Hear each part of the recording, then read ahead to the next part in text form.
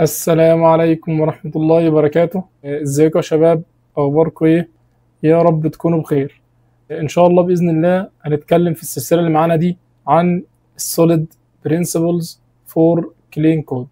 طيب، خلينا نشوف ايه اللي معانا النهارده هنتكلم فيه. هنتكلم عن 3 حاجات اللي هم what are solid principles و why learn solid principles، وتالت حاجة هنتكلم عن solid principles overview. طب خلينا نشوف أول حاجة معانا اللي هي what are solid principles. وخلينا قبل ما ندخل على إيه هو solid principles، خلينا نشوف عندنا في مجال السوفت وير في أشهر 4 كلمات كلنا دايما بنسمعهم، اللي هم المينتينابل والسكيلابل والفليكسبل والافيلابل. دي كلمات مشهوره جدا في مجال السوفت وير. مش هنتكلم النهارده عن الافيلابيلتي عشان خاطر الجزء بتاع الافيلابيلتي بيدخل فيه اجزاء كتير. هنتكلم عن المينتينابل والسكيلابل والفليكسبل. دول ال3 كلمات عشان خاطر اقدر احقق ال3 كلمات دول.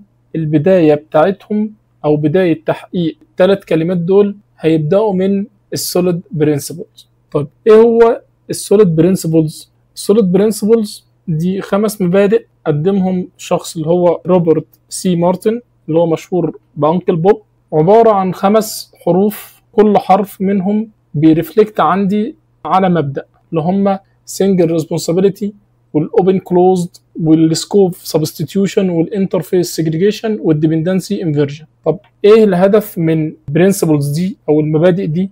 اللي هو لو انا بصيت هنا these principles aim to، قال لك اول حاجه make code easier to understand، تاني حاجه improve maintainability، تالت حاجه make it easier to extend and modify، اللي هو دايما يخلي الكود عندي easier to understand، اللي هو الكود مفهوم لاي حد، ويمبروف المينتينابيلتي اللي هي بيخلي الوقت اقل بكتير في عمليه المينتيننس، بسبب ان الكود بتاعي مفهوم واقدر اقراه واقدر اعدل فيه بسبب ان انا متبع مبادئ السوليد برنسبلز. تالت حاجه اللي هو make it easier to understand and modify، ان الكود بيكون extendable وقابل للامتداد، مش كل مره بعدل في الكود نفسه. فخلينا نشوف ليه احنا بنتعلم السوليد.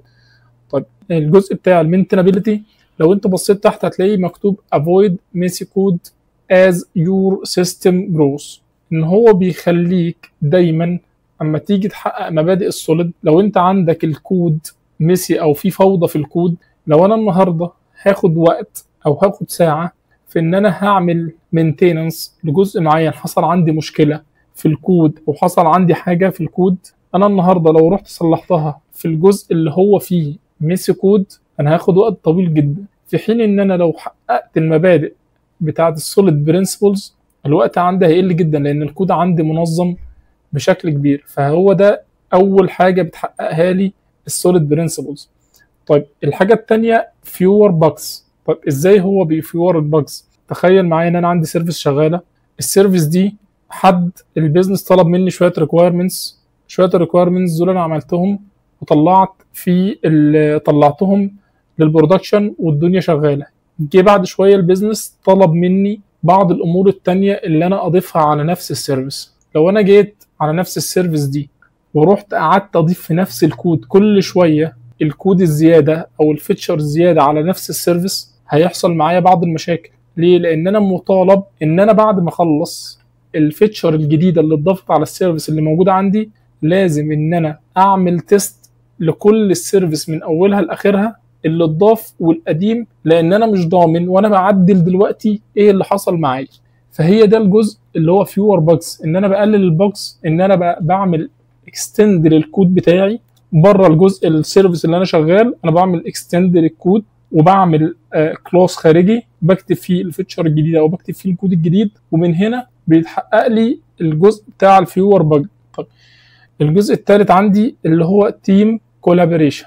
طب ده بيحقق لي ايه؟ ان انا اي حد، لو احنا كتيم، لو احنا متبعين مبادئ السوليد برنسبلز، هنقدر بشكل كبير جدا ان احنا نكون كاتبين كود مفهوم. اي ممبر هيتضاف للتيم جديد او اي حد داخل يكتب فيتشر على سيرفيس حد تاني كتبها، هيقدر يفهمها بشكل كبير بسبب ان هو متبع مبادئ السوليد برينسيبلز وكاتب الكود بشكل كلين. طب السكيلابيلتي هي نفس الجزء اللي احنا اتكلمنا عليه في الفيور باجز، ان انا بسكيل الكود، مش بكتب على السيرفيس اللي موجوده اللي اتعمل لها تيست واختبرت وطلعت على البرودكشن، مش بروح تاني اكتب فيها، لا ده انا باكستند الكود وبخليه سكيلابل، ان انا اسكيل الكود بتاعي او اكتب فيتشرز جديده بشكل فيه اريحيه. طيب احنا زي ما احنا قلنا في الاول ان السوليد برينسيبلز بيتكون من 5 حروف اللي هي الاس والاو والال والاي والدي. اول حاجه عندي السنجل ريسبونسابيلتي زي ما قلنا، وبعد كده الاوبن كلوزد والسكوب سبستيتيوشن والانترفيس سيجريجيشن والديبندنسي انفرجن. فان شاء الله باذن الله بدايه من الدرس الجاي هنبدا نشرح السنجل ريسبونسابيلتي، وان شاء الله تقدروا تفهموها من خلال الدروس اللي جايه باذن الله. والسلام عليكم ورحمه الله وبركاته.